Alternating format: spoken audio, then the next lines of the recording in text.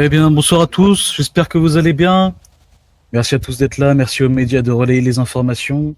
Vous n'êtes pas sans savoir que Monsieur Charlie Butcher a également fait une petite aparté sur la situation que je vais vous évoquer ce soir. Je suis là ce soir pour vous parler des frontières. Sachez que ce soir marque un tournant historique dans l'histoire de notre comté. Après de nombreuses tentatives de dialogue, après des négociations répétées, des concessions que nous avons faites et apportées, la seule réponse que nous avons eue est le mépris et l'incohérence. À compter de ce jour, la question des frontières est tranchée. Elles seront fermées. La prison du Nord sera définitivement inaccessible. Aucune autorité sudiste et aucun membre des services publics du Sud ne sera autorisé à circuler sur notre territoire. Notre décision n'est pas liée à la colère, mais d'un constat. Lorsque Mme Longshore elle-même affirme publiquement que des forces de l'ordre du Sud ont besoin du groupuscule McAllister et Pickens, à leur côté bien évidemment, connaît de fait une dépendance à des individus qu'elle juge pourtant nécessaires à leur sécurité.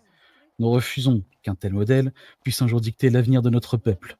Aucun groupe terroriste ne doit subsister dans les affaires d'État. Le Nord n'a jamais eu besoin de tendre la main pour demander secours au Sud. Nous avons toujours fait face à notre responsabilité, construit notre sécurité et défendu nos citoyens par notre propre moyen.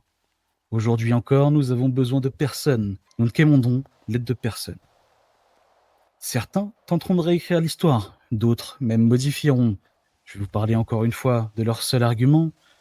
Lorsque Swenio Barragan a été remis au Nord, à la suite de manquements commis par les autorités du Sud dans la gestion de leur propre système pénitentiaire, nous l'avons maintenu en détention. Son évasion n'a été rendue possible que par un plan qu'aucune autorité, quelle qu'elle soit, n'aurait raisonnablement pu anticiper. Les faits demeurent malgré les récits que l'on tente d'aujourd'hui imposer.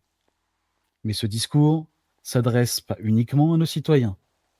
Il est aussi destiné à vous, les habitants du Sud, qui écoutez cette allocution depuis votre télé, depuis vos grands écrans et même parfois pour votre radio. En effet, nous ne vous considérons pas comme des ennemis, pardon. Vous êtes les premières victimes d'une diplomatie qui vous a été déçue.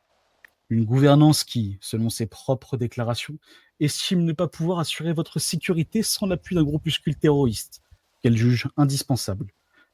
Interrogez-vous sur les origines du mal qui ronge votre territoire depuis tant d'années.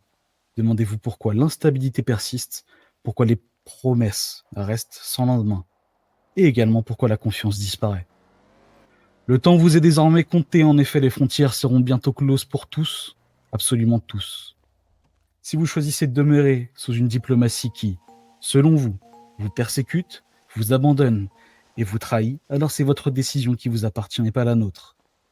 Mais si vous aspirez à un avenir fondé sur la stabilité, la sécurité, la souveraineté, sachez qu'une autre voie existe.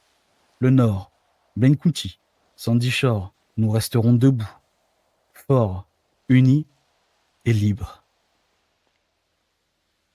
Merci à vous.